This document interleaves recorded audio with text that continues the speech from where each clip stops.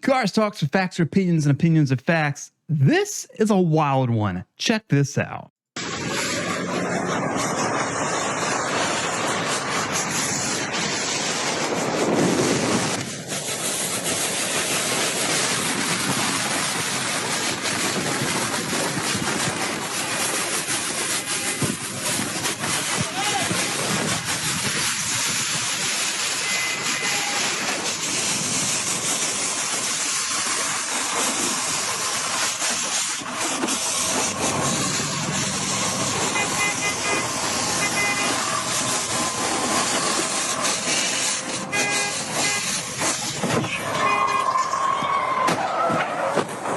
Oh my goodness. You've probably seen this video circulating around. I mean, there's already a bunch of videos talking about it. A little late to the game as usual, but I think there's something really more to this that people are not talking about. And I'm going to talk about it. Now, first and foremost, there seems to be many variables to this situation. This isn't just a clear-cut example of why computers shouldn't be controlling cars. No, it's a very complex situation. However, the car aspect of it still is in play, if you ask me. Let's go to Reddit here. Not my favorite place to be, but they're talking about it. They're all talking about it here on the mach-e subreddit. And first thing they're saying is, we have reached out to Ford. They have confirmed that they're investigating along with CHP. CHP has made an arrest in this video. The driver of the Mach-e was under the influence of something and was arrested for a DUI.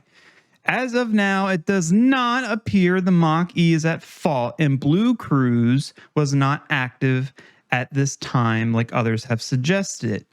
And then a lot of people have chimed in on the shutdown process, no brake lights. You know, they're like, oh yeah, this ain't the car, it's the driver. It can never be the car. In typical Reddit fashion, it's just a echo chamber of self-confirming biases. There's some things we can take away. Let's go ahead and watch this video again, okay? Because let's pay attention to a few key things here.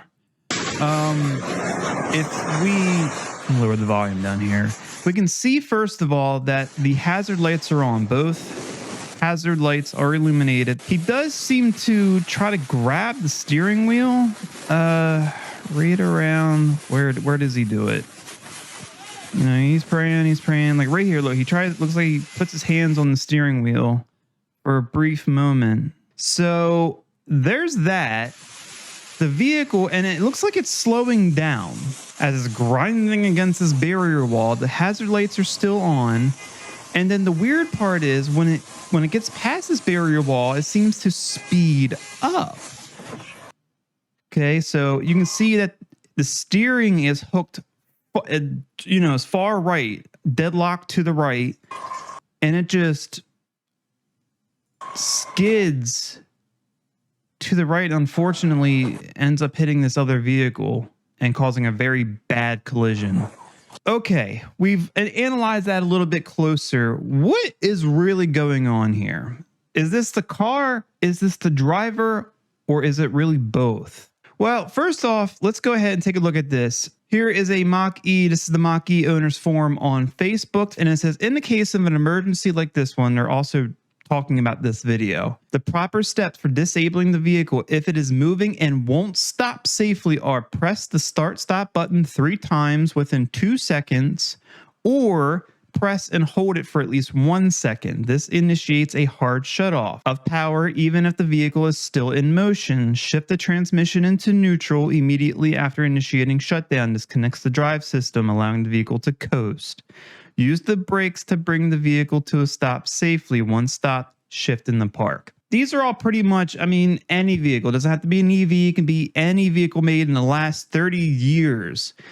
These are pretty much things you would do anyway. You know, they designed this vehicle to operate in a traditional sense. It also is a highly advanced EV. And because so, it has some very modern safety features built into it that you would expect from such a vehicle. And one of those safety features is its ability to basically, if it detects a collision and not just forward collision, if it detects that the vehicle's been in some type of collision, because it will automatically go into protection mode. It applies automatic emergency braking, as we can see here. So I know the Google overviews aren't always 100% accurate, but it does outline what the vehicle has. So it says, if the Ford Mustang Mach-E detects a potential collision, it will first alert the driver with an audible warning and a visual message on the instrument cluster.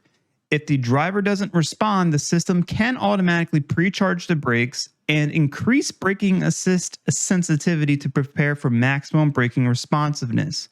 In a situation where collision is deemed unavoidable, the system can automatically apply the brakes to reduce the impact of the collision. Additionally, the Mach-E has a post-collision braking system that can automatically apply the brakes after the collision to prevent secondary impacts. The automatic emergency braking system is also a part of just how this vehicle works. It says, if the driver doesn't respond to the warning system and it determines a collision is imminent, automatic emergency braking will be activated. A lot of cars have had this feature for a long time now. Toyota's had them for probably the last 10 years or so. So it's nothing new there. The Mach-E, what it has is these two things right here. These are two interesting safety features that it's implemented into it, since it has all the radars and sensors and stuff to control it, because it has the Blue Cruise and the autonomous driving. With all of that, you get all these really interesting safety features that seem like are great when they work. A lot of people were initially claiming was the cause of this, like, oh, it's the autonomous driving. And they're saying, well, it's not the autonomous driving. And my argument here is this has nothing to do with autonomous driving. This just has to do with too many computers and electronics interfering with control of the vehicles. But we'll get into that later in the video. So post-collision braking. This feature activates after the initial collision. It automatically applies the brakes to slow the vehicle down further and help prevent secondary collisions with other vehicles or objects. This can particularly be useful if the driver loses control of the vehicle after the initial impact. If the vehicle detects a collision, it should automatically apply the brakes, and it should be able to steer away and not create additional impacts, right? Something I've also read, when the vehicle enters this mode, when it enters the post-collision braking, or it detects the collision and automatically applies the hazard lights, the flashers. So once again, let's go back to our video here. Unfortunately, we don't know how the impact started. We don't know when this vehicle first hit the wall or started riding the wall. We don't know how hard it hit the wall when it did hit the wall. All we know is that it's grinding down the wall. But because the hazard lights are on, I don't know if the driver initiated that or the vehicle did. And judging by how the vehicle works, or is supposed to work, I'm going to take the guess that it did it. Considering the driver was under the influence, I would not expect them to have the foresight to have put the hazards on. So we can see that the hazards are illuminated. So the car must have detected a collision. It went into its collision warning. However, what I don't understand is, why isn't the automatic emergency braking being more effective? You see it's slowing down. Now, could that be because it's just grinding up against the wall? Yeah, but it should be because the automatic emergency braking is being applied. However, I also don't see any taillights indicating that brakes are applied. I would imagine something would light up red back here, even if the vehicle was applying it, just because safety regulations, right? But you don't see that. You do see the vehicle slowing down, however, as this continues. But it doesn't come to a complete stop. And according to the vehicle safety system, it should, especially if the driver is not responding. In this case, if the driver was under the influence, or in a more practical scenario when it comes to a collision, if you get into a collision and you have a medical episode or you become unconscious from the impact, the vehicle is supposed to stop or whatever. It does not. Why does it not stop? If it's detected a collision, why isn't it stopping? That comes to another story here about the Mach-e and the braking system, which is kind of crazy because the Mach-e has been plagued with a bunch of software issues pretty much since day one. So this person here, and this is back in 2021, mind you. Okay, so it says last week, my Mach-e suffered a complete system failure, locking the brakes at 70 miles per hour and coming to a complete stop on the main highway. A whole series of error codes came up on the driver display, and the car locked itself in park, and the gear knob wouldn't turn. It didn't respond to turning the car on and off, and then the touchscreen was unresponsive. Interesting. The error codes included service advanced track, shift system fault, service required for the pre-collision assist not available. The dealer had it for 3 days, claimed to have updated 6 software modules. I'm certain the car was up to date on software updates. Test drove it, discovered 2 needed further updating. After that, 100 miles of test driving, released the car to me. It all seemed okay. This morning, all of our personal settings have been erased. Oh, that's not a big deal. I mean, software updates, constantly correct what? Why are we constantly having to do software updates? You mean you can't fix it the first time? This is the crazy part. And once again, this just proves that the Mach-e has been suffering issues where it's having its own faults because of these modules having some type of error as they're operating. So, you know, who's to say that this crash was not actually caused by the car malfunctioning? You know, who's to say whether this guy was under the influence or not, that he did not try to stop the vehicle and it just wouldn't stop? It's really hard to say, but I think there's definitely more to this than just the fact that, you know, it's not the car's fault. It can't be the car's fault. God forbid it's the car's fault. No, I definitely think there is a lot of influence from the car in the situation. Now, I just, if the variable of the, you know, DUI wasn't in there, it would make this such a more clear argument. But we have that variable, unfortunately, so we can't definitively say anything. But it still proves that these cars with all of these electronics are not being safer. They're going to be more dangerous. You know, the vehicles are designed to be extra safe, to provide these aids to drivers. In a sense, it should have stopped. Even if the driver was under the influence, unable to control the vehicle, it should have stopped, but it did not. Now, here's the elephant in the room. The one thing I don't know if anyone's really talking about, and this is the big reason, possibility, I should say, I wouldn't say reason, possibility to why this even happened in the first place. How in the heck does a car become, you know, wedged up against a wall like that? And with the, oops, too far, with the wheels turned, locked in a certain direction? Well, we come over here to Ford. This is Ford's website. Ford issued a recall in 2022 and 2023 Ford Mustangs, the regular Mustang, not the Mach-e, over its e-Pass, or the electric power assisted steering system. And this is pretty crazy. It says, on these models, the steering wheel may oscillate without warning, alternating clockwise or counterclockwise during steering due to the electric power assisted steering provided unintended steering assist. This unintended steering assist could lead to a loss of vehicle control while driving, increase the risk of a crash. And they say that the dealer will update the software in the vehicle's power steering control module. They did not issue a stop drive warning. Why am I bringing this up? Well, because the Mach-e uses the same steering system. Ford has been using the same steering system for years now on their vehicles. It would allows the car to take over and control the steering. Now, is there a possibility this recall could be affecting Mach-e's as well? and they just haven't done it yet because they haven't had any problems? It's very well possible.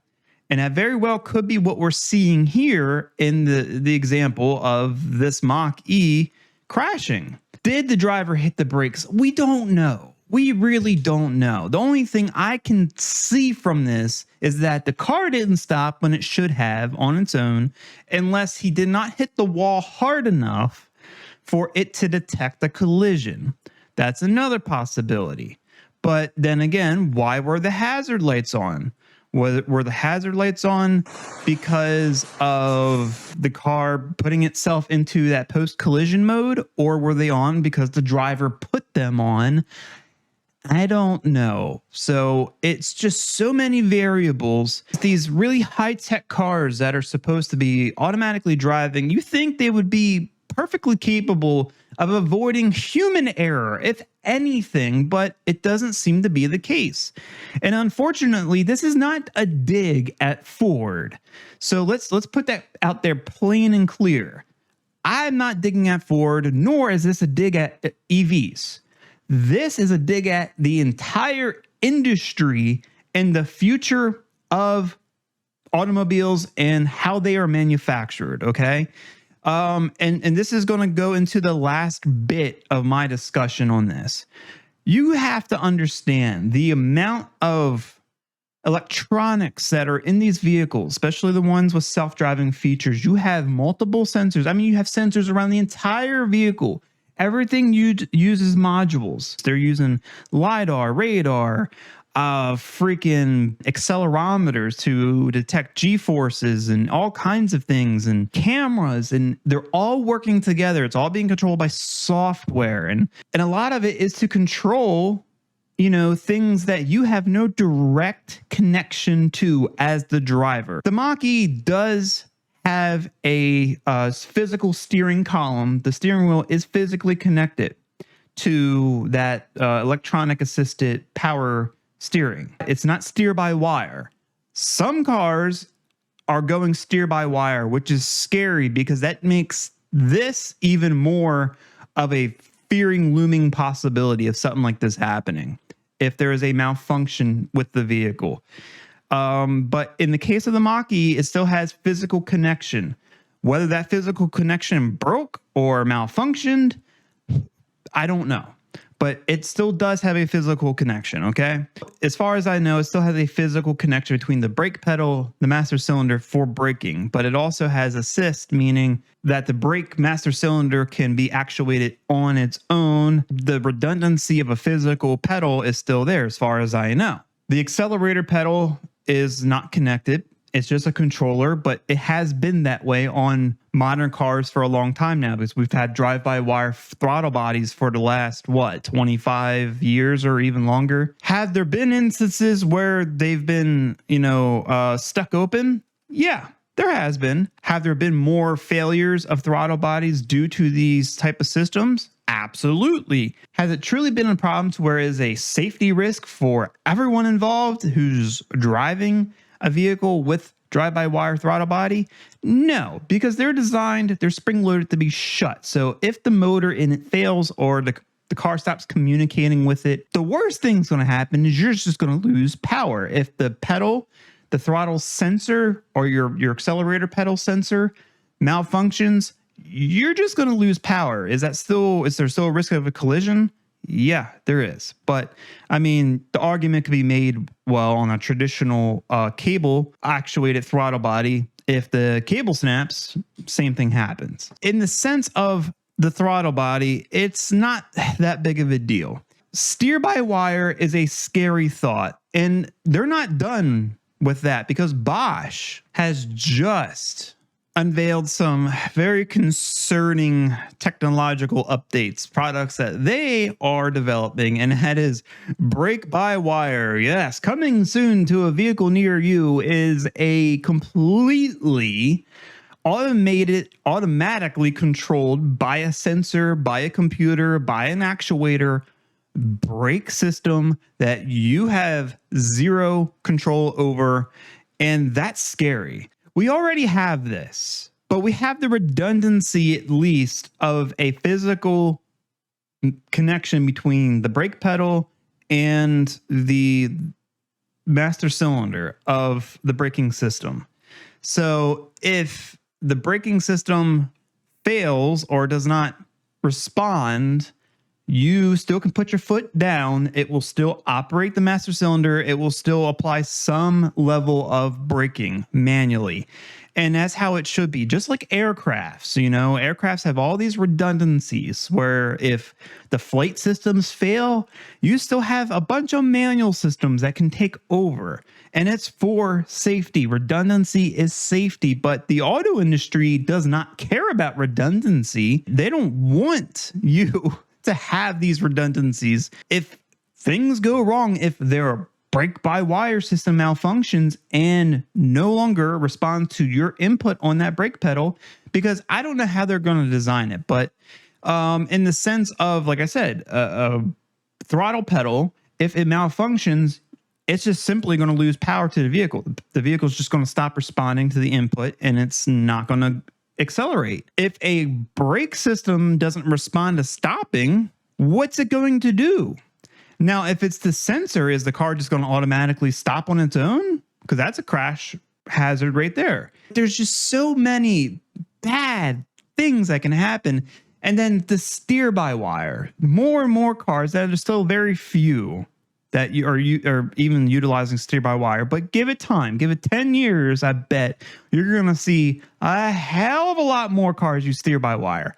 Once again, all of that will benefit EVs and autonomous driving because, you know, if their end goal is to have cars drive themselves, then why do you care if there's a physical connection? You don't. Everything is just a sensor and a controller. You are essentially playing a video game. You are the autopilot. You know, you're not there controlling the vehicle. The vehicle is controlling you. And the way the industry is moving forward, you're going to have very little input if something malfunctions. Like, there's gonna be hardly anything you can do unless they can design these things to be so smart. Like, if they detect anything wrong, they'll pull over on their own. They'll do whatever they need to do to mitigate a collision, a crash, or anything. It's a scary path forward in how the future of cars is going to be.